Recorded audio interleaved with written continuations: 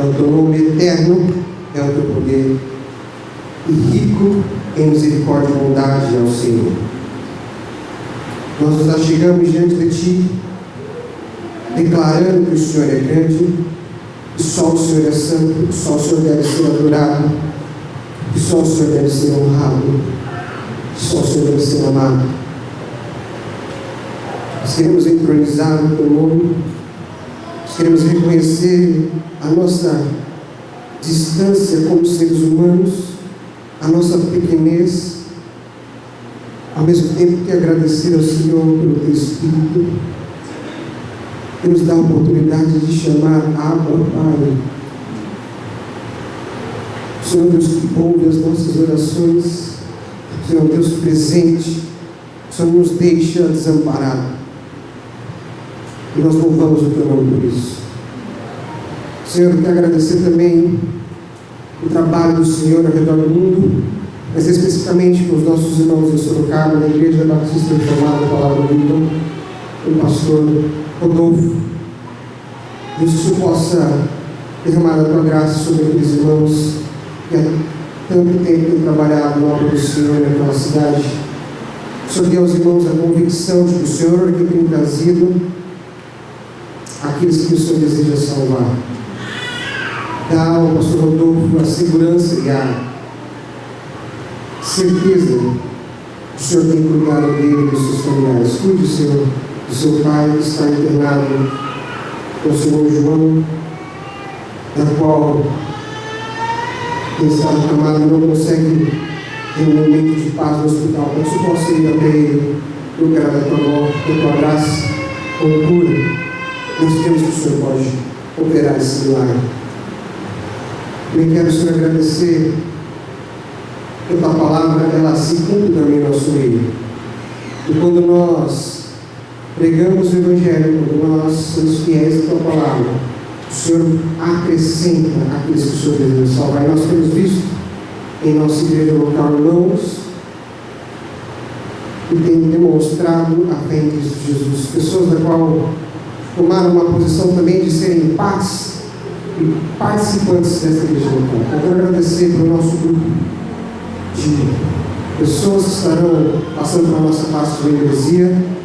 Obrigado, Senhor, pela decisão deles de estarem conosco. Obrigado, Senhor, por trazer aqueles que estão desejando aprender mais do Evangelho, que estão sedentos da palavra do Senhor. Eu louvo o Senhor por cada um deles. Que nós possamos ter um bom início de aulas para o domingo pela manhã, que seja um momento de aprendizado a eles, mas também de comunhão a todos nós. Nós estamos aqui desejosos de receber novas pessoas nessa igreja local, e o Senhor já tem apontado aqueles que estarão conosco. O Senhor abençoe essas famílias, esses casais, em seus corações aqui estão se achegando ao Senhor. Em nome de Jesus, eu oro, também pedindo ao Senhor que nos com a boca do Senhor nesta noite, que a palavra possa ser pregada para o louvor de vazio. Em Cristo Jesus. Amém. Bom, eu quero pedir que vocês abram suas Bíblias, Evangelho, Marcos, capítulo 9.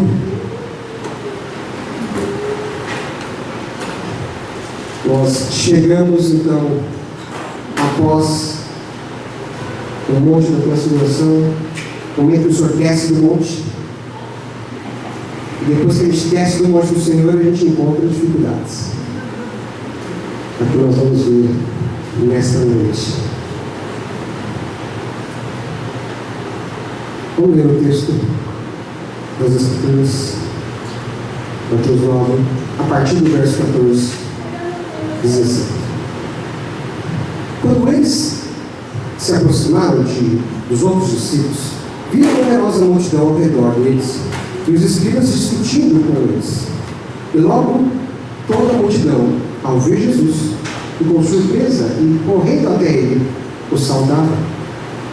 Então Jesus perguntou: o que é que vocês estão discutindo com eles? E um do meio da multidão respondeu: mestre, eu trouxe até ao Senhor o meu filho, que está possuído de um espírito imundo. E este, sempre que se aposta dele, lança-o por terra, E ele espuma, arranja os dentes e vai definhando. Pedia aos seus discípulos que o expulsassem, mas eles não puderam. Então Jesus exclamou: ó geração incrédula, até quando estarei com vocês? Até quando terei de suportá-los? Tragam-me um menino até aqui. Eles trouxeram. Quando ele viu Jesus, o espírito imediatamente agitou e o menino, com violência, caindo por terra, revolvia-se espumando. Jesus perguntou ao pai do menino: há quanto tempo isso está acontecendo com ele? O pai respondeu: desde a infância. E muitas vezes o tem lançado no fogo e na água para o matar. Mas, se o Senhor pode fazer alguma coisa, tenha compaixão de nós e ajude-nos. Ao que Jesus respondeu: se o Senhor pode, tudo é possível ao que crê. Imediatamente o pai do menino exclamou: eu creio, ajuda-me na minha falta de fé. Vendo Jesus que muita gente estava se reunindo, repreendeu o espírito imundo, dizendo-lhes: espírito imundo, muda isso. Eu ordeno a você, saia deste menino e nunca mais entre ele. E ele, gritando e agitando, muito saiu, deixando como se estivesse morto, a ponto de muitos dizerem: morreu. Mas Jesus, tomando-o pela mão, o ergueu, e ele se levantou. Quando Jesus entrou em casa, os seus discípulos lhe perguntaram em particular: por que nós não pudemos expulsá-lo? Jesus respondeu: esse tipo de espírito só pode ser expulso por meio de oração. Esse espírito só pode ser expulso por meio de oração. Nós estamos, irmãos, caminhando para um contraste dos últimos acontecimentos do texto de Marcos. Nós tivemos a glória de Cristo sendo revelada aos discípulos no Monte da Transfiguração. O Senhor Jesus resplandece diante dos olhos de Pedro, de Tiago e de João. E agora nós vamos caminhar para literalmente uma descida. A nossa câmera, da qual eu gosto de falar com os irmãos Marcos está nos direcionando nas imagens. Agora nos dá uma perspectiva em que nós estamos em cima contemplando a glória do Filho, para então descer para o ambiente maligno das obras de Satanás. E nós pararemos exatamente diante de uma manifestação das obras do inferno. De um lado, nós ouvimos o Pai testificando sobre o seu Filho amado, dizendo a nós que nós devemos então dar ouvidos a Cristo Jesus, ao seu Filho. E agora nós vamos nos deparar com um outro pai. E esse pai está aflito, ele carrega a dor, ele vê a miséria do seu filho, e seu filho é um filho atormentado. Um pai que agora irá clamar por misericórdia e também irá chorar pela sua falta de fé. A sua dor expõe-se daquilo que é mais profundo na condição humana. Nós negligenciamos a nossa fé. É isso que o Pai do Mundo vai começar a expor-nos. E em nossa corrida para suprir os nossos desejos, nós frequentemente excluímos aquilo que é essencial à nossa alma: a fé que nos aponta ao fundamento de tudo que é Cristo Jesus. E o ser humano, você e eu, somos movidos por necessidades. Nós buscamos incessantemente preencher as lacunas das nossas necessidades.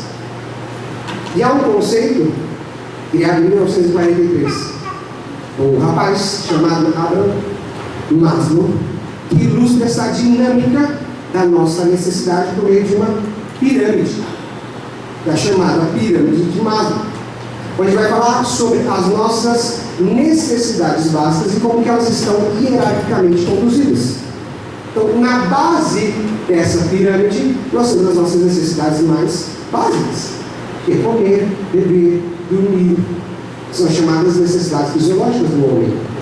Depois de nós preenchermos essa necessidade, temos elas como supridos, comemos, bebemos, dormimos, descansamos, nós buscamos as próximas: a segurança, relacionamento, status com a sociedade e, finalmente, a nossa autorrealização.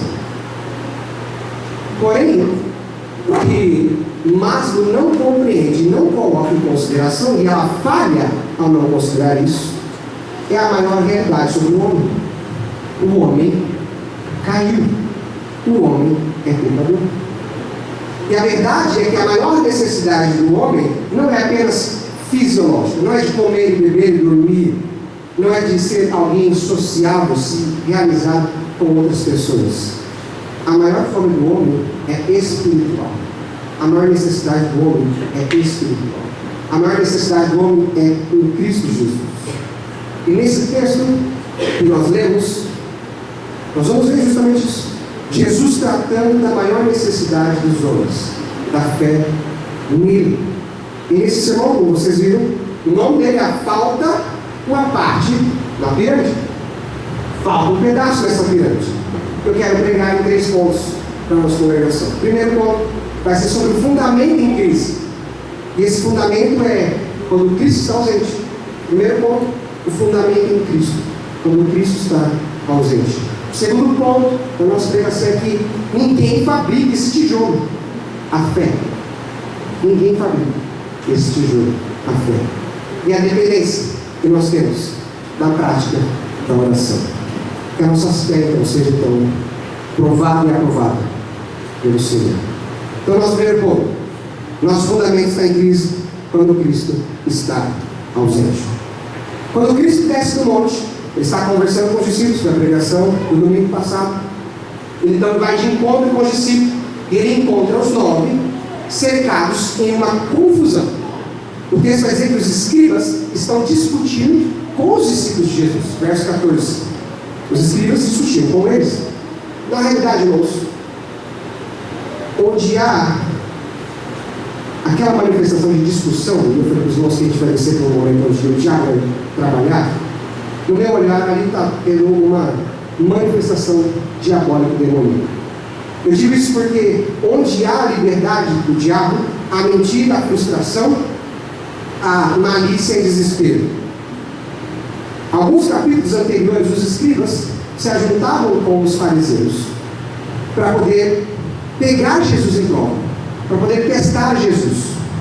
E agora, esses escribas têm a oportunidade de testar os discípulos na fé, de testar aquilo que eles diziam que faziam, sem a presença do seu mestre. Verso 14 vai dizer que Jesus está chegando, os discípulos estão lá, os discípulos estão discutindo com eles, porque eles tiveram a oportunidade de colocar os discípulos em prova. Porém, é algo diabólico, porque era necessário que aqueles escribas utilizassem da possessão demoníaca como um inimigo, para que eles pudessem testar a fé dos discípulos.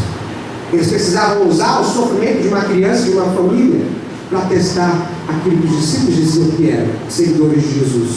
Era um ambiente maléfico e malicioso, porque era necessário trazer um filho, e que no momento que ele fosse apresentado, ele então pudesse ser possesso pelos demônios e se apostasse pelo menino. Era um ambiente de frustração, porque os discípulos não conseguiram curar e expulsar o demônio. E era um ambiente de desespero, porque mais uma vez o pai daquele menino precisou ver o seu filho sendo possesso e quase morreu. Então Jesus está descendo do monte, vê os discípulos de longe, vai se aproximando, e naquele momento, aquele ambiente é um ambiente diabólico, por toda essa artimanha dos escribas contra os discípulos e contra Cristo Jesus. Mas finalmente os discípulos que estavam aí enfrentando a sua crise na jornada vai receber o mestre.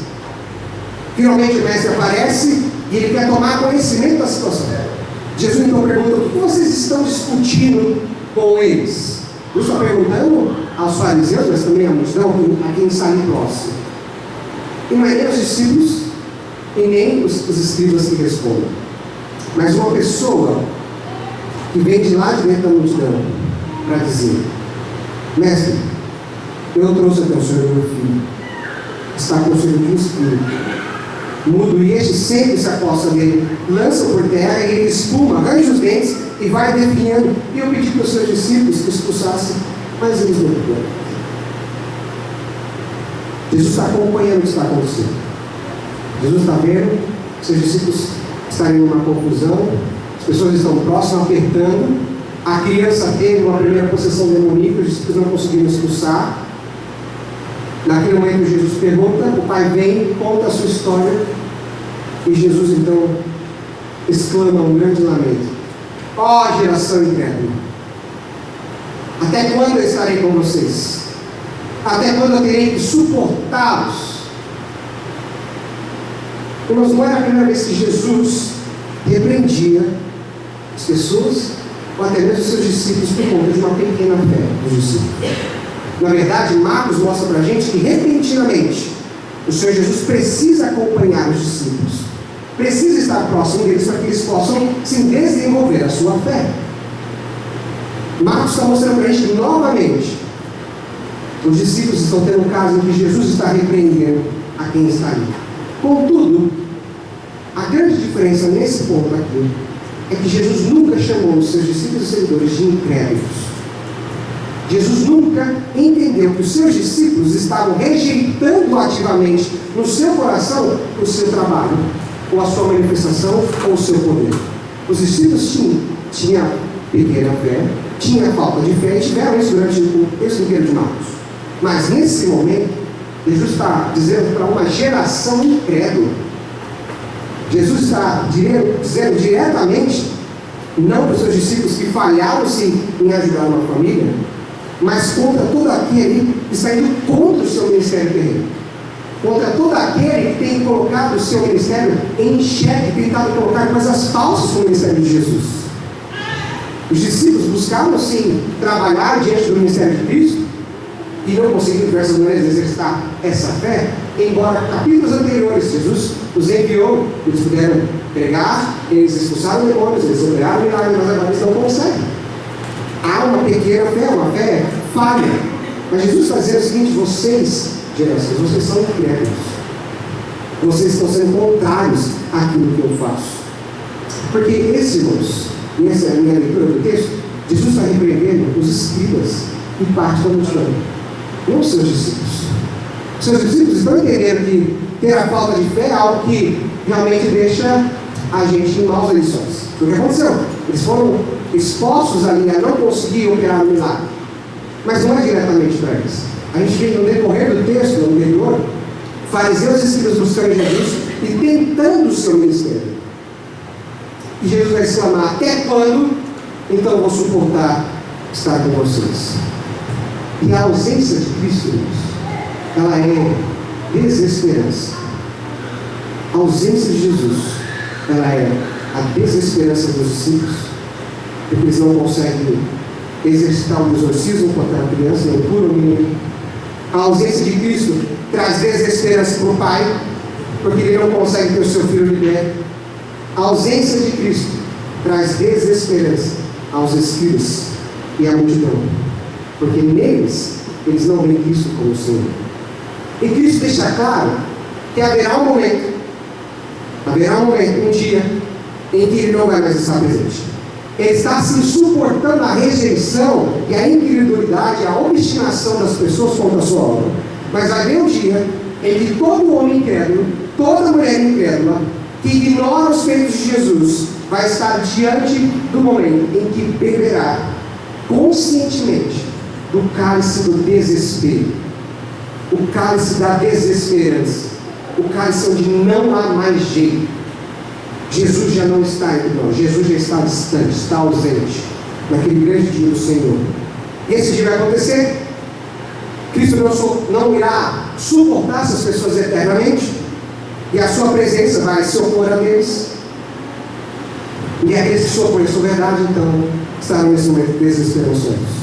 E essa rejeição da palavra de Cristo, da obra de Cristo, não é algo óbvio para nós. Eu não estou dizendo para vocês, irmãos, que Cristo está rejeitando quem diz assim: eu odeio Deus, eu odeio Jesus, eu odeio os cristãos. Não é de quem fala abertamente que é ateu, não é de quem fala abertamente contra a igreja do Senhor. Mas há uma geração incrédula que Jesus está dizendo aqui, é a geração dos escribas, pessoas que conhecem a Bíblia. Jesus está sendo contra a uma multidão que se ajuda para presenciar as suas obras. A rejeição de Jesus a uma geração incrédula não é de ateus, não é de pessoas que odeiam o Senhor, mas é de pessoas que estão com a Bíblia na mão, de pessoas que frequentam cultos, mas ainda assim são incrédulos, pessoas que se dizem estar numa posição de crente e não estão. O seu coração é duro com Jesus. Você está na igreja, mas é inimigo de Deus. Você lê a Bíblia, mas você escuta a voz de Satanás. É com essa geração que Jesus diz: eu não suporto mais, não vou mais suportar. Vai ter um dia que não vai dar mais, e eu vou embora, e vocês vão sofrer eternamente. E não é o povo ateu. Jesus está falando com escribas que sabiam da lei, conheciam o Antigo Testamento. Jesus está falando com uma multidão que o acompanhou para ver os seus milagres. Se você está na igreja, a Bíblia no braço, baixo do braço, lê as Escrituras, e você é incrédulo, Cristo está te suportando hoje. A gente deve clamar por misericórdia, porque haverá um dia que Ele não vai mais suportar. Esse é o primeiro fundamento, a ausência de Cristo. Nosso segundo ponto: ninguém fabrica esse tijolo. Então Jesus diz: traga o menino. Eles vão dizer: essa geração incrédula, até quando eu devo ficar com vocês? E ao final o versículo diz: traga o menino. E no instante que o menino vê Jesus, ocorre mais uma manifestação de dor. Antes de receber a cura completa do Senhor, ele passa mais uma vez por uma terrível tormenta, ao ponto de que depois disso ele é considerado como morto. Você pode visualizar essa cena comigo? Jesus ordena que tragam o menino, a multidão começa então a abrir espaço para a passagem das pessoas que estão segurando a criança, e assim que a criança levanta a cabeça, olha para Cristo, o menino fica possesso. Os demônios começam a agitar o corpo dele, e ele é jogado ao chão, começa a espumar a sua boca. E enquanto isso, Jesus observa a cena. Jesus está olhando. E ele então vai se dirigir ao Pai. Já não é a primeira vez que vocês lembram que Jesus está interessado nas pessoas. Frequentemente no sermão que eu prego, pela graça de Deus, eu tenho a oportunidade de mostrar como Jesus Cristo tem compaixão das pessoas, está interessado nas pessoas. E é o que Jesus faz. Jesus então vai ter um momento particular novamente com o indivíduo. Ele vai falar com o Pai. E ele pergunta: a criança está ali, possessa, se reconversando no chão, espumando. Jesus chega ao Pai e fala: há quanto tempo isso está acontecendo?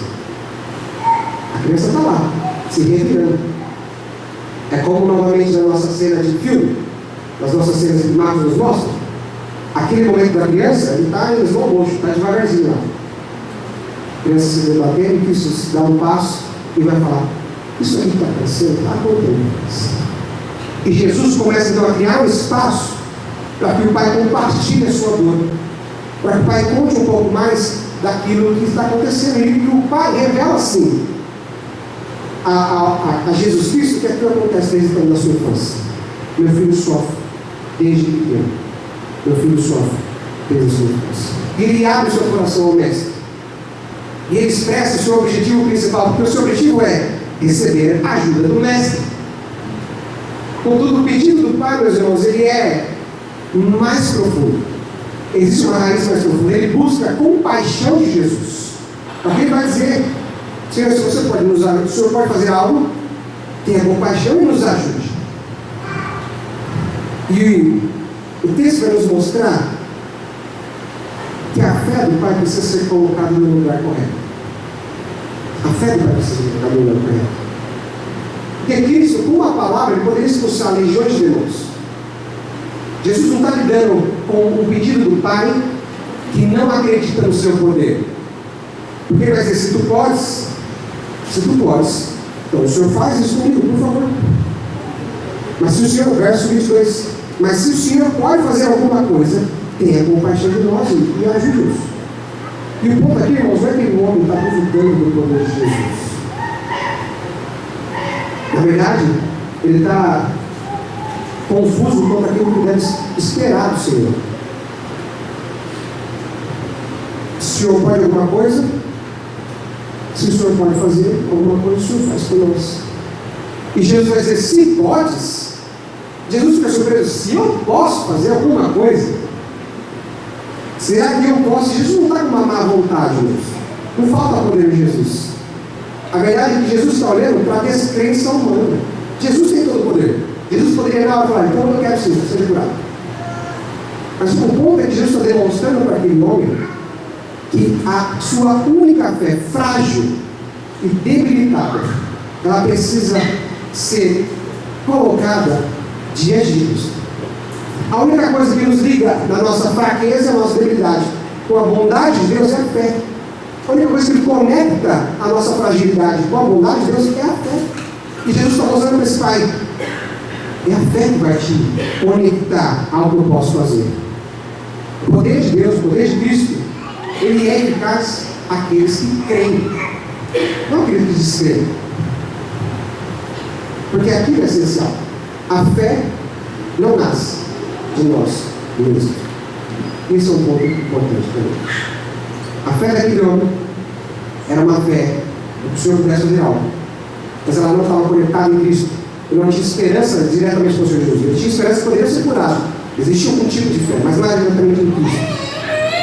E o meu ponto, meus irmãos, é dizer que a nossa fé, ela não nasce de nós mesmos. Nós não conseguimos expressar a fé em Jesus por nós mesmos. Não é possível. Não é algo que nós construímos, não é algo que nós manipulamos, não é algo que nós esforçamos e aumentamos. A fé é um dom concedido por Deus, especificamente por Deus. Qualquer pessoa poderia se maravilhar com a cura daquela criança, com a expulsão dele do mundo. Mas exercer a confiança e a fé verdadeira só pode ser feito em Cristo.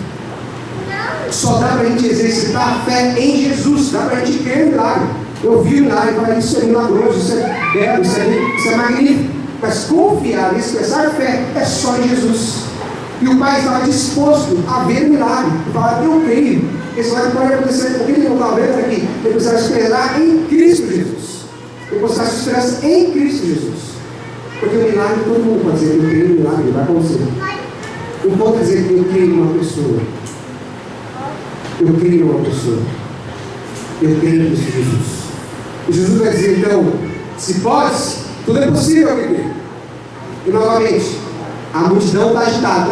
O texto vai dizer que as pessoas começam a se aglomerar, começam a vir mais pessoas para ver o que está acontecendo, porque não foi o processo novamente. E aí o que acontece é que o pai está vendo aqui. O pai está desesperado olhando o seu filho. Novamente o processo. Jesus está dizendo, se pode, tudo é possível ao que crê. E o pai vai dizer, eu creio. Mas ajuda na minha falta de fé. Se o Senhor pode fazer, eu creio. Mas eu não tenho essa fé suficiente, não. Olha como está o meu filho. Se o Senhor pode fazer, eu creio. Jesus está dizendo, tudo pode. Ele pode fazer tudo. Tudo é possível, que crê em mim. E no meio da agitação, o pai grita, eu creio. Ajuda na minha falta de fé. E esse não é um clamor superficial do pai de alguém que está acompanhando o filho desde criança. Ele entende. E diante da divindade, a gente clama com vigor. Não dá para você chegar diante de Deus e não clamar, rasgando o seu coração. E ele diz, eu creio, mas eu não tenho fé suficiente. Diante do que você passa, meu irmão, minha irmã, você deve crer e rasgar o seu coração diante do Senhor. Nós precisamos entender, nós precisamos confiar em Jesus. Nem eu, nem você temos a capacidade de gerar fé em nós, ou dar fé a alguém. Eu não dou fé em mim. A nossa única esperança é fazer como esse pai, e reconhecer que a nossa fé é fraca, ela é inadequada, ela é pequena, e que existe uma pessoa que nos pode dar mais fé. Existe alguém que pode nos dar a fé caso a gente não tenha. E essa pessoa é Jesus Cristo. Ele é o autor da fé. Ele é quem determinou a nossa salvação. É Ele que nos faz nascer a fé em nós. É Ele que faz a fé ser consumida nele. Não adianta você quer ter fé para quê? se não é para crer em Jesus que Ele te salvou, não existe outro motivo para ter fé. Não existe outra esperança para ter fé, senão ser consumido em Jesus. Ele é o autor e consumador da nossa fé. Ele dá a fé a nós. Não tem outro motivo para você ter fé nas coisas. Aliás, você não precisa ter fé nas coisas, a fé em Jesus. A fé é a esperança em Jesus, a salvação em Jesus. E a fé é o nome de Deus. Efésios 2:1. Não vem de homem nenhum. A graça é o dom de Deus. Vocês são salvos por graça. Não é de obras para que não escolhem. Não vem de nós. É dom de Deus. A fé é dom de Deus. Não vem de nós. Nós não conseguimos fazer o tijolinho da fé. Nem crescer. Nem aumentar. Ninguém fabrica esse tijolo. Nossa pirâmide das nossas necessidades precisa do fundamento em Cristo. E precisa que Ele coloque em nós a fé e nos aumente a fé. E nós chegamos então na parte final do nosso texto, versos 25 a 29. Jesus então vai tratar do menino. Jesus tratou do pai, tratou da esperança do pai, da fé do pai, e agora ele vai tratar da criança, do menino. A multidão começa a crescer, atraída pela possessão demoníaca. Verso 25. Vendo Jesus que muita gente estava se reunindo, repreendeu o espírito imundo, dizendo: espírito mudo e surdo, eu ordeno você, saia deste menino, nunca mais repreendeu. O que acontece agora, irmãos? Todos olham para o que Jesus fez, a multidão estava apertando o espaço, diz: morreu. Essa criança morreu. E nesse momento, o pai precisa novamente exercitar sua fé em Jesus. Ele foi clamar ao Senhor por ajuda, para expulsar o demônio do filho.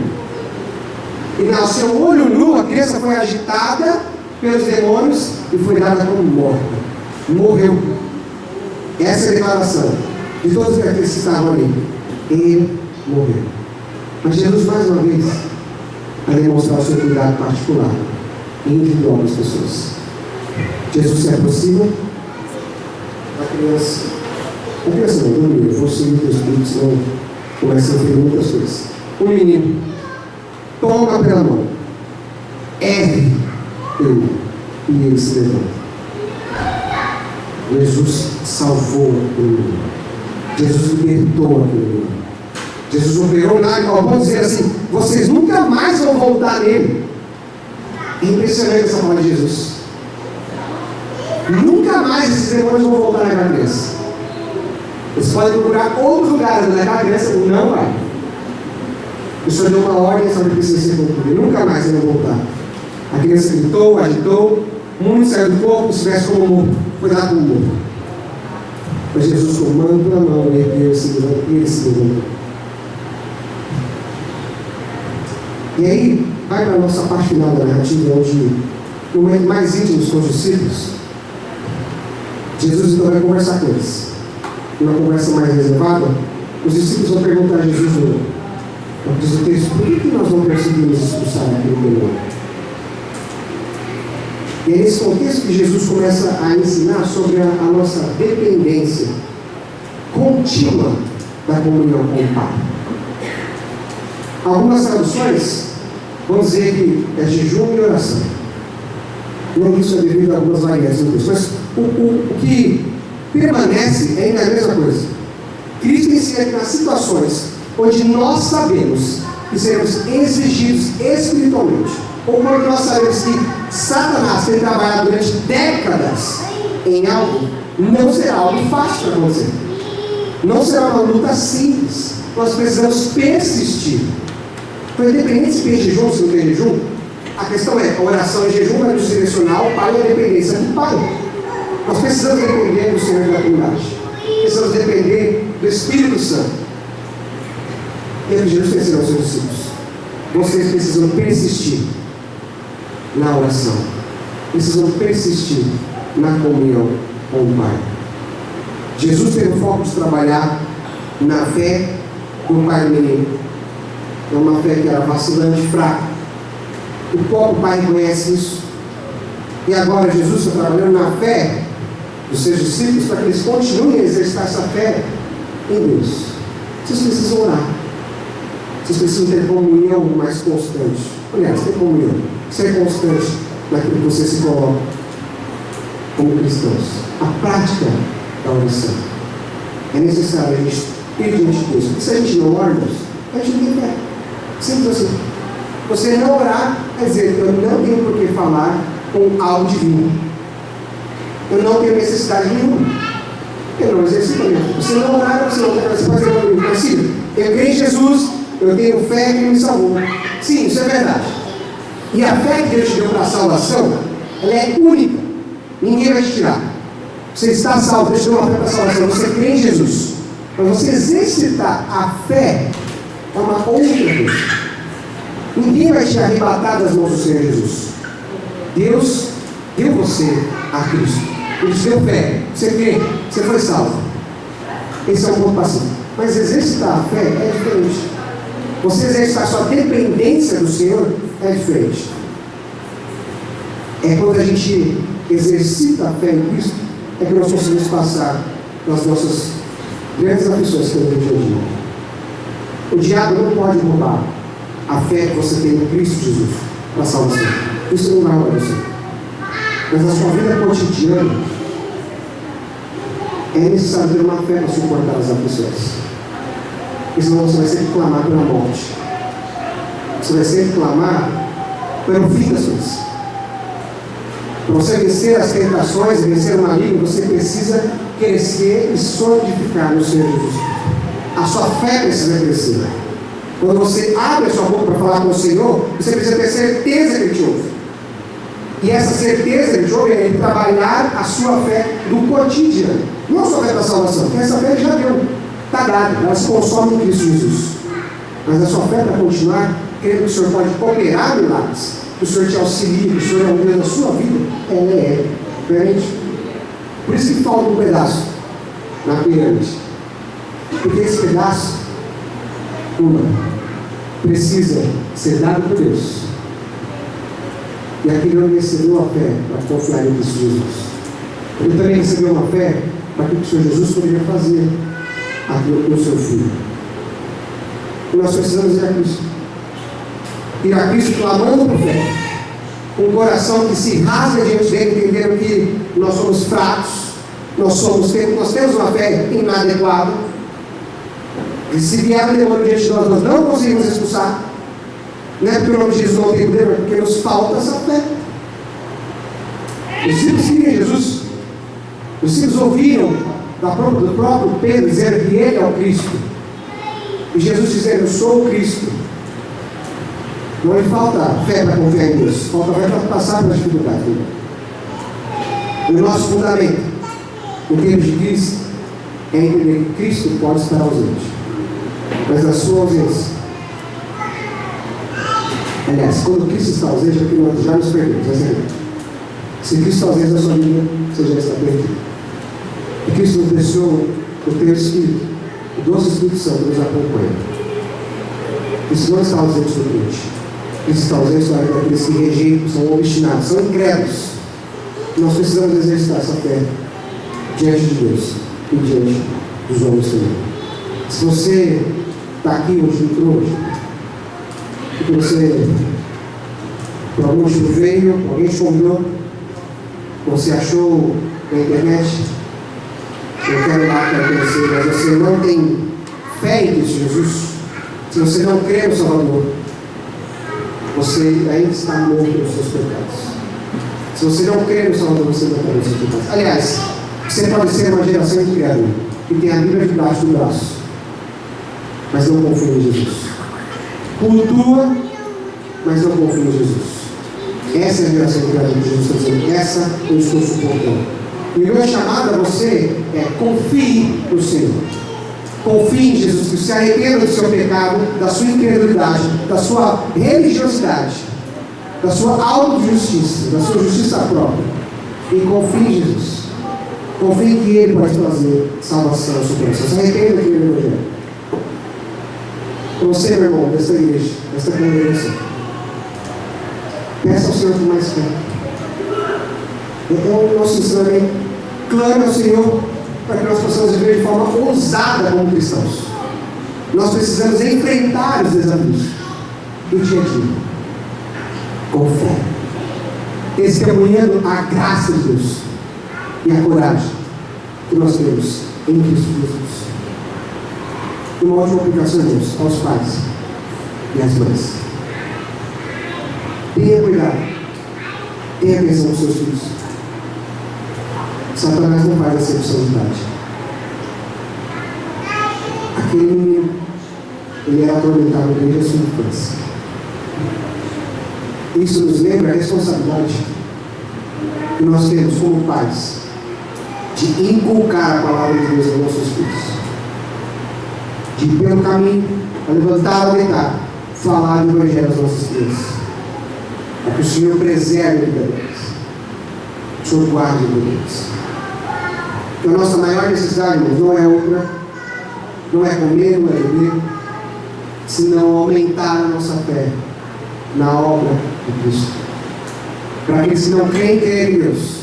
Para aqueles que já creem, aumentar a fé para passar os dias difíceis e testemunhar Cristo.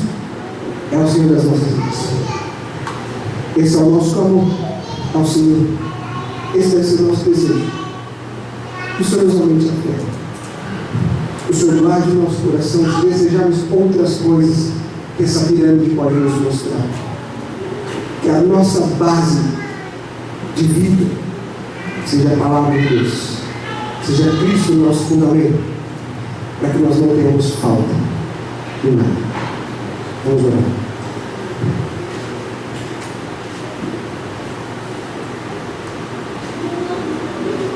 Espírito Santo, nós precisamos ser lembrados constantemente da Tua palavra, e a Tua palavra nos coloca justamente onde nós devemos estar, na posição de quem clama por mais fé, na posição de quem, quando não clama por mais fé, clama para ser salvo.